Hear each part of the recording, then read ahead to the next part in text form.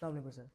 वालेकुम सलाम। सर वो जो जाली एग्रीमेंट वाला केस था, उसको हमने कैसे जीता था, उसके उसके ऊपर कोई लीगल पॉइंट्स आप बताना चाहेंगे? हाँ, आप लोग कह रहे थे इसमें लोगों का इंटरेस्ट होगा। बेसिकली ये जो केस था बड़ा कंटेंडेड था इस वजह से भी कि दूसरी साइड से जो उन अदालतों के जो प्रेसिडेंट साहब थे वो पेश हो रहे थे, एक तो इस वजह से हाईलाइट हो गया। दूसरा, इसमें एक बिल्कुल हमने आप समझें कि मेरिट्स पे जाए बगैर बिल्कुल टेक्निकल पॉइंट पे केस विन किया अल्हम्दुलिल्लाह। और वो ऐसा पॉइंट था जो ज़ाहिर है वैसे अगर आप कानून पढ़ें तो आपके सामने निकलता है, लेकिन जब आप मेरिट्स में पढ़ते हैं तो आप उन चीज़ों की तरफ नहीं जाते। हुआ ये कि हमारे क्लाइंट ने 2018 में एक एफआईआर कराई और 2022 में, जैसे आपको पता है, एक एफआईआर कराई। उन दोनों एफआईआर के अंदर एक एग्रीमेंट को अलेज किया कि ये प्रॉपर्टी मेरी थी, और दूसरी पार्टी ने, एक्यूज पार्टी ने जाली एग्रीमेंट बनाया और वो एग्रीमेंट बना के वो प्रॉपर्टी अपने नाम पे ट्रांसफर करा ली। ये हमारा केस था। ये फौजदारी एंगल से बात कर रहा हूँ, सिविल एंगल से बात नहीं कर रहा।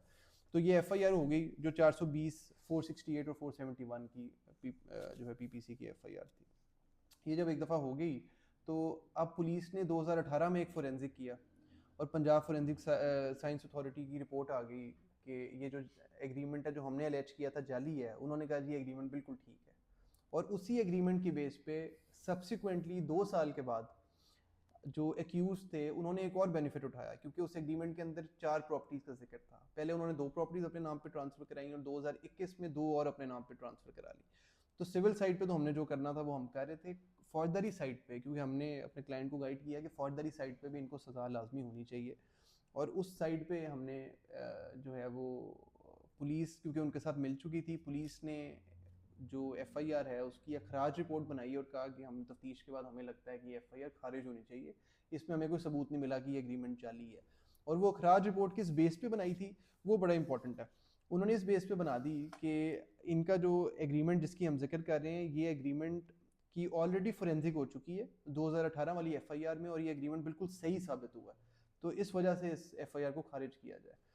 अदालत में जब ये केस गया मजिस्ट्रेट साहब के सामने, जो है वो ज़ाहिर है उन्होंने इससे एग्री करना होता है। ये तो आपको पता है कि जब तक मजिस्ट्रेट साहब एग्री ना करें अखराज रिपोर्ट से तब तक जो एफआईआर है वो कैंसिल नहीं हो सकती।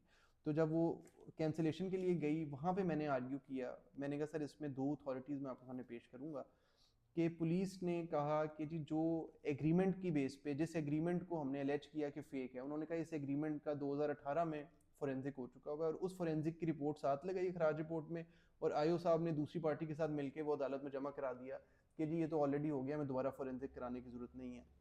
उसके ऊपर फिर हमने बहस पेश की। जो पहले तो जैसा आपने कहा कि आप तो हाई कोर्ट की तरह स्केलेटन आर्गूमेंट्स नहीं है, लेकिन मैं आपको बताऊं 2010 1778 PCR LJ Mohammad Aslam versus state Sindh high court की जजमेंट है, जिसकी अंदर ये बताया गया कि every FIR demands a fresh forensic, even if the agreement alleged is the same, but you have to have a fresh forensic report for every FIR that is being filed।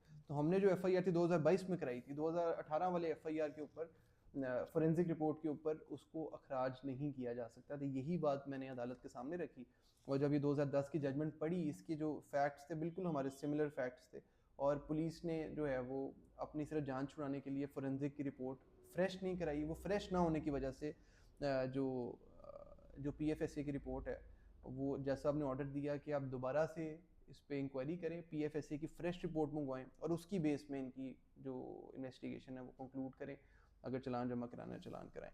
तो ये बड़ी इंपॉर्टेंट चीज़ है। और इसके अंदर फिर अदालत में हमने 2-3 और बातें भी लिखी कि अगर जिन लोगों को ये मसला होता है कि एक एग्रीमेंट के ऊपर आधा बेनिफिट बंदा पहले ले लेता है और आधा बाद में लेता है, और वो 2 एफआईआर कराते हैं और पुरानी एफआईआर में फोरेंसिक हो चुका होता है उनके अगेंस्ट, तो अगली एफआईआर में अक्सर पुलिस वाले फोरेंसिक नहीं कराते, क्योंकि उनको इस बात की सेंस नहीं है कि इस पर हमारी अथॉरिटीज़ मौजूद हैं जिसमें फ्रेश फोरेंसिक आपने लाजमी करना होता है। तो इसमें ये भी इंपॉर्टेंट है। और दूसरा जो है वो अदालत में फिर हमने 1-2 और बातें भी की, जिसमें आर्टिकल 59, 60, 84 कानून शहादत ऑर्डर का जो ऑनरेबल कोर्ट को पावर देता है कि आप दोनों पार्टीज को बुला के, या जिस बंदे ने साइन किए हैं उसके साइन को आप एग्जामिन कर सकते हैं, या जिसने फोरेंसिक किया हुआ है पीएफएसए के ऑफिसर को उनको समन कर सकते हैं। और दूसरे वकील साहब, जैसे इसमें मैंने कहा सर आप उनको बुलाएं, मैं उनको क्रॉस करूंगा कि क्या उन्होंने इस एग्रीमेंट को 2022 में जो है वो किया है, जो है वो उसके ऊपर एनालिसिस अपना पेश किया, लेकिन वो एनालिसिस नहीं पेश हुआ था।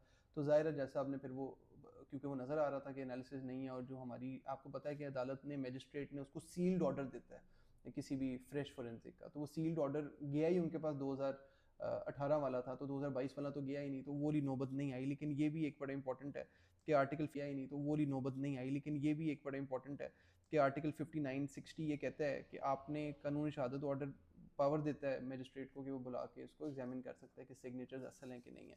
तो इस बेस पे हमने पूरा केस विन किया।